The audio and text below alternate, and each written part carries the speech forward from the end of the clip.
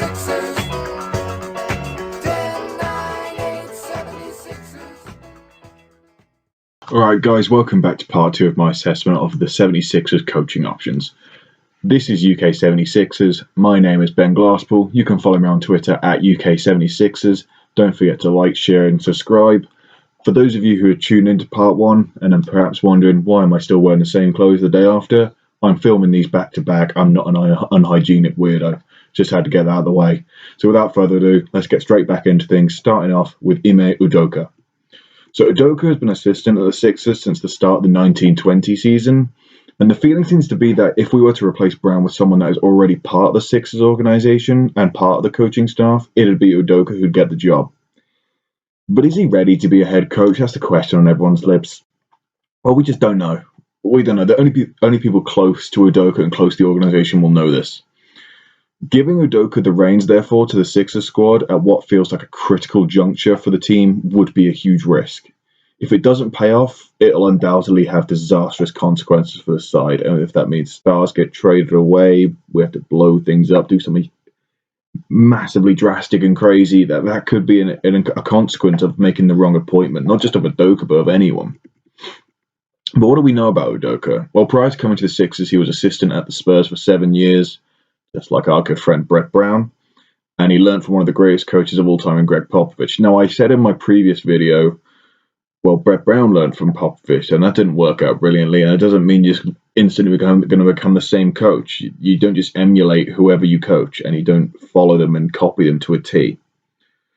But a crucial difference between Udoka and Brown is that Udoka was both a player and an assistant during the modern NBA, and when I say modern, I mean post 21st century, but it's not quite the modern three-point shooting NBA that we know, but he's more familiar with what is expected of a team and indeed players today. We have seen that some of Brown's ideas were previously outdated, related to bully ball and the idea that you play two big men like David Robinson and Tim Duncan. You could do that with Al Horford and Joel Embiid. You can't do that anymore. But Udoka would bring a new youthful approach to basketball, one which embraces the qualities needed to win in today's NBA, whilst also ensuring that Embiid and Simmons have the space to succeed in this very same system. It's the chemistry with the likes of Simmons and Embiid that Udoka has that Udoka has built that gives him an immediate advantage over any other candidate. He's built a reputation with teammates and coaches as a pro's pro and one whom the players respect but will also play hard for. Brett Brown didn't get much of that, or so it seems. Udoka has revealed in an interview that he is demanding just like Pop and won't settle for anything less than 100% effort, which again would differentiate himself from Brown, who was too often seen as someone who just wouldn't get tough enough on the players. We can speculate all day on how Udoka will do, and to be honest, appointing him would be a huge, huge risk, and this cannot be understated. But he clearly has what it takes to succeed and has the potential to really take this team to a level that Brown never could. We've seen with Nick Nurse and the Raptors last season that assistants can be thrown into the deep end and show themselves to be exceptional coaches. For me, Udoka's ceiling is higher than most of the candidates listed due to the fact that we just don't know what to expect. But on the flip side, that makes his floor the lowest of all the candidates, as he could end up failing miserably. He's a bit of a wild card option, I guess. If he's appointed, it'll be a gutsy move from the Sixers head office. It wouldn't dishearten me too much. If anything, it'd quite excite me because you just don't know what you're going to get from the guy. It's that sort of level of unexpectancy, which sort of he'll put bums in the seat in the Wells Fargo Center and get people going, I would think. But you've got to think, we don't really have the luxury to be making these huge risks. This will define the Sixers team of this decade, and it could go really well, it could go really bad. But can we make that risk? I think it'll be better to appoint someone who's just a safer pair of hands. And if Udoka gets appointed, I'm going to be okay with it, but it wouldn't be my first choice. So the fifth guy I've got on the list has been linked to the job. There is definitely interest on his side. He's an NBA champion, a 10-time All-Star. It's Jason Kidd. I'm not going to lie, I'm not too high on this one, but his name's been mentioned. There's interest, and I kind of got to cover it, haven't I? But yeah, not too keen on Jason Kidd. So Kidd had a good 5-year experience as a head coach, where he coached the Brooklyn Nets and most recently the Milwaukee Bucks. During his time in Milwaukee, Kidd helped to kickstart their rebuild, taking them from the NBA worst ever season the Milwaukee Bucks have had, 15 wins, and he took them to a lower seed playoff team whilst helping to develop their young players like Giannis Antetokounmpo. Giannis made his first All-NBA team and first All-Star team during Kidd's time as a coach, and he managed to oversee this development by emphasizing the importance of chemistry throughout the organization and was never one to put the blame on his players, put too much pressure on them, or shaft them in interviews. Whilst this sounds good, this reminds me an awful lot of Brett Brown. I mean, of course it does. He can be perceived by too many as too nice, and therefore accountability amongst players may lack. This wouldn't rectify any issues in Philly. Instead, it'd probably make things worse. We already know there's an issue with accountability in this squad, and we don't need someone like Jason Kidd to come in and just let them continue on as they're going. But he did make immediate positive changes with the Bucks. Their offense became noticeably more productive, allowing players like Giannis to thrive. And this well-known and more effective offense is desperately needed in Philly, like desperately. And one which emulates the improvements seen in Milwaukee would only be beneficial to Embiid and Simmons. It'd definitely get the fans back on board with the team too. We've been crying out for the Sixers to return to playing entertaining basketball, something which you haven't seen since, I don't know, bits and pieces of it were entertaining with Butler, but not since the 17-18 season, I'd say. And whilst this lack of entertainment can be attributed to poor roster construction, you'd back Kidd to change things enough to restore an identity that can actually excite the fans. But despite this offensive improvement, the defense shown by Kidd's team was often subpar. He had the future Defensive Player of the Year on his squad, along with other defensively sound players, but they still often underachieved. As soon as he departed, the likes of Middleton and Giannis reached a whole new performance level. This may not be an indictment on Kidd, it might just be coincidence, but it's worrying. We can't afford to have players underperforming. They're doing enough of that as it is. We cannot have another year of slack and inconsistent defensive play. At the start of my assessment of Kidd, I said I didn't want him, and after this deep dive into his CV, I still don't. It's a hard pass on Jason Kidd. There are better options elsewhere. So here we are, candidate number 6, Stan Van Gundy. So since Stan Van Gundy has been diagnosing all the issues pertaining to the 76ers during our short playoff run, many have interpreted this as Stan Van Gundy low-key applying for the job, showing that he knows how to fix this side. And whilst most of these things he said have been right on the money, whether or not he actually wants the job remains to be seen, but it's definitely an intriguing option. So if Stan Van Gundy came to the Sixers, he'd come with an incredible amount of experience, having coached in the NBA since 1995. Such experience is unparalleled by all the candidates I've listed, but there is a whole lot more to SVG. Whilst he's never won a ring as a coach, Van Gundy was somewhat ahead of the curve, deploying a 4-out, 1-in team in Orlando that surrounded Dwight Howard. It ranked first in three-point percentage and three-point attempts for all but one season under Van Gundy. The team performed at an incredibly high level and just missed out on an NBA title, thanks to the brilliance of Kobe Bryant. So as alluded to before, the Sixers' offense frequently looks disjointed, static, and has just been unbelievably messy. I mean, just watch any game and you'll know exactly what I mean. SVG would look to rectify this immediately by creating a more fluid offense, one which is simplified and streamlined and just makes a hell of a lot more sense for the team and the players we have. Whilst, a fluid offense is quite a vague term, it'll essentially mean more off-ball screens, in-out passing, and little use of ISO plays. So we'll actually see all 5 players moving about on the offensive end, but most importantly, it'll signify the end of hopeless Tobias Harris ISOs at the top of the key, which I'm just so done with. I'm completely checked out of all of that. SVG will also demand a disciplined defense, one which is fundamentally sound, which lays the groundwork for the rest of the facets of this team to be improved upon, including that offense. With regards to player development, he doesn't believe in the idea that you develop players by simply giving them minutes, which may spell a bit of trouble for Matisse and Shake, but it doesn't mean young players don't develop or improve under SVG. Here's a quote I grabbed from him. He said, "There is this idea that the way you develop players is you take these young guys on teams and you just put them out there and let them play a lot of minutes. I'm not sure that works. I think what works is you have players understanding these are the things you need to do if you want to play. If you don't do them, you don't play." And I think I'd agree with that philosophy to an extent.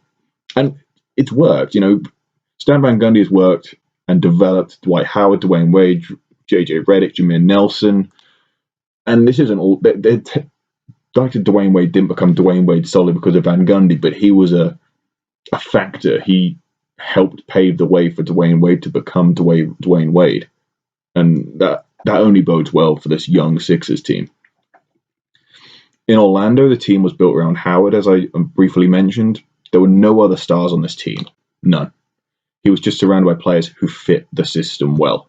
We've seen from the season just gone that fit trumps star power. And what I mean by that is that so you can have all the stars in the world, but if they don't fit well together, they won't win. Of course, you need all stars and all NBA caliber players to win titles, but the fit has to be there too.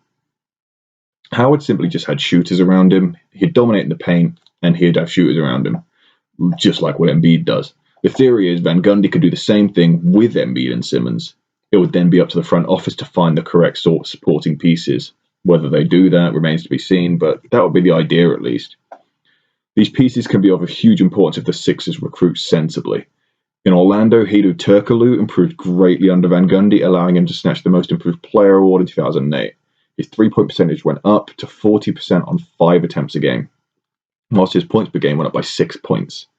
This roster will undoubtedly be shaken up, and lately I've been fantasizing about the prospect of somehow landing Buddy Hield. I mean, I think all Sixers fans have. He's exactly what we need. He'd fit seamlessly into this offense. If it was somehow possible, it'd be extremely exciting to see what a guy like Buddy Hield could do in a Stan Van Gundy team when Van Gundy is notoriously known for improving players like Hield.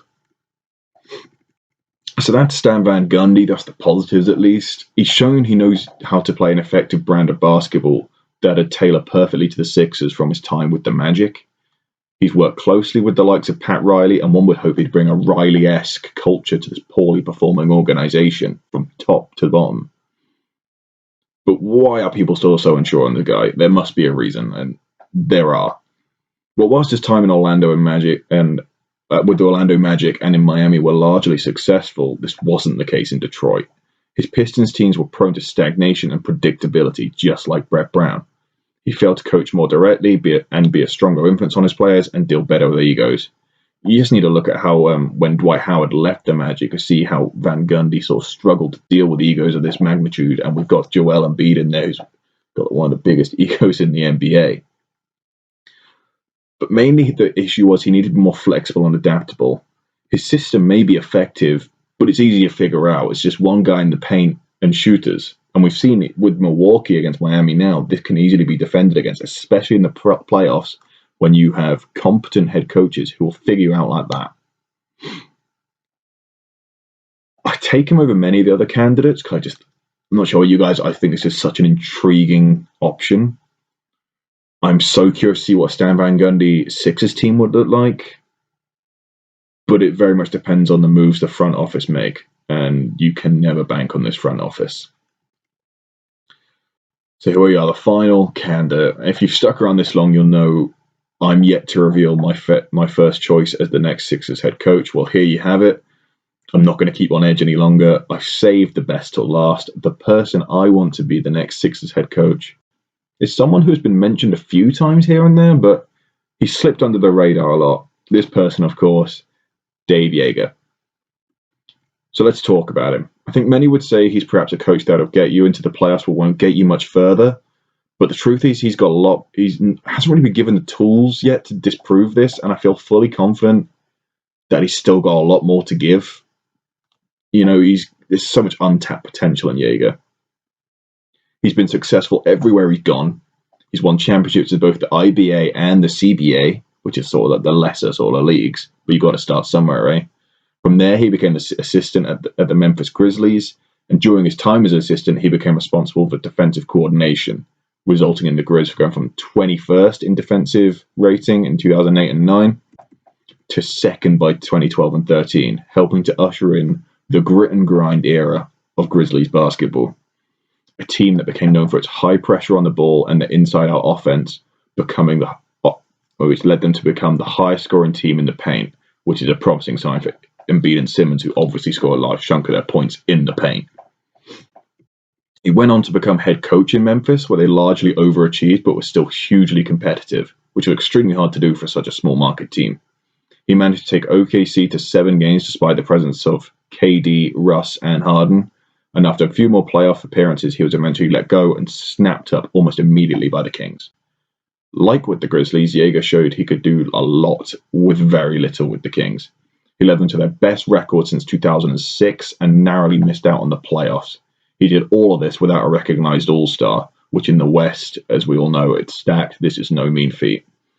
Now, with it being clear that Jaeger can get average players playing out of their skin, imagine what he can do with all-star caliber players like Ben and Joel.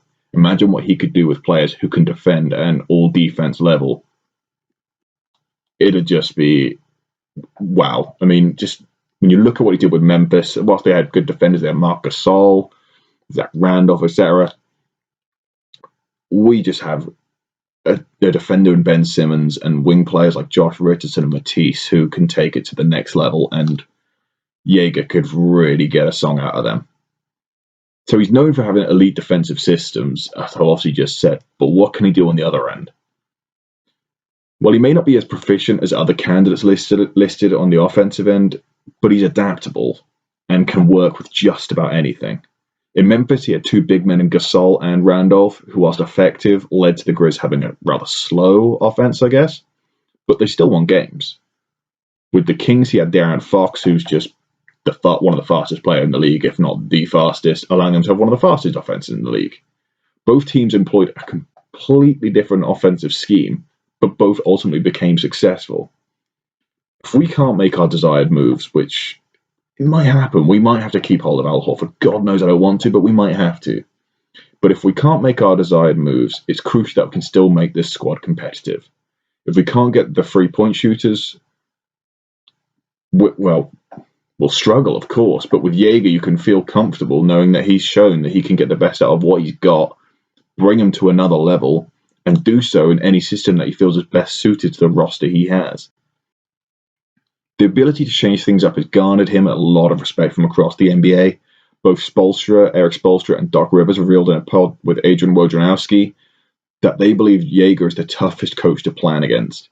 He's not a one-dimensional coach, which will be a breath of fresh air for this team. He won't be rigid in his tactics. He's willing to change things up, and it's because of this he's so well revered amongst coaches in the NBA. Such qualities are hugely important in the playoffs as well. Often it's just a game of chess between the coaches. You look at the Celtics-Raptors series, it's just Nick Nurse and Brad Stevens getting at it. But being able to adjust can make or break playoff series. Brett Brown more often than not got out-coached by many in the playoffs. Well, when I say more often than not, he just did. I mean, let's just speak for what it was. He got out-coached by everyone. Jaeger would be someone who could finally match coaches like Stevens, Nurse, and Spo, and no longer would we feel completely unconfident in our coach's ability to coach, to make the decisions that can make or break games and indeed seasons. What I do worry about is if Jaeger is appointed is his conduct. He's not afraid to ruffle a few feathers and call people out, which in a star-driven league where players run the show, that's not always it's just not a great trait to have. He called out Vlade Divac publicly for drafting Marvin Bagley ahead of Doncic, which is completely fair enough. I mean, Doncic is this next level player, and then you've got Bagley who's injured all the time. He might still come good. I'm not going to completely have a go at the kid, but we all know where the better pick lied. He has also been known to clash with players and people in the front office. If he became frustrated with Simmons or Embiid and called them out, how long until they hand in a trade request? That would be just worst case scenario. But with Jaeger's defensive-minded style aligning with that of Elton Brand's, you'd hope that they'd be singing off the same hymn sheet and get on well, that you wouldn't have these tensions. But obviously Jaeger's my top pick, so I would risk all of this for Jaeger. But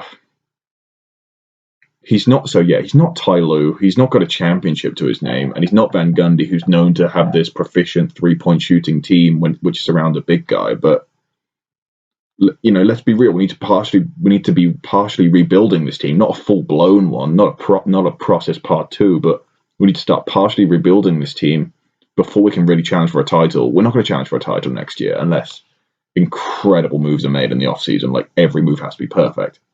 But we can start rebuilding and laying down the foundations to get going again, so that in 2-3 seasons, maybe 4, we can properly challenge for one. And I believe Dave Yeager can oversee this rebuild, and I believe that after this rebuild, he can take us to the next level after that. He's someone who can improve any and all players, can play any system that wins basketball games, and has hopefully learned from the past misdemeanors, thereby getting rid of all the worries I have about his conduct. So if I'm Elton Brand right now, I'm putting Dave Yeager at the top of my list. So that's the end of my assessment of the 76ers coaching options. I really hope you enjoyed it. I thought it's my first big-ish project. I mean, I wouldn't call it a project. It was fun. It wasn't something I slaved away at. It was just a fun activity to do. Let me know in the comments below who you want to be the next Sixers head coach. Do you agree with me? Do you disagree with me? Is there someone I completely just forgot about? Don't forget to like, subscribe, and share. And I'll be seeing you all soon.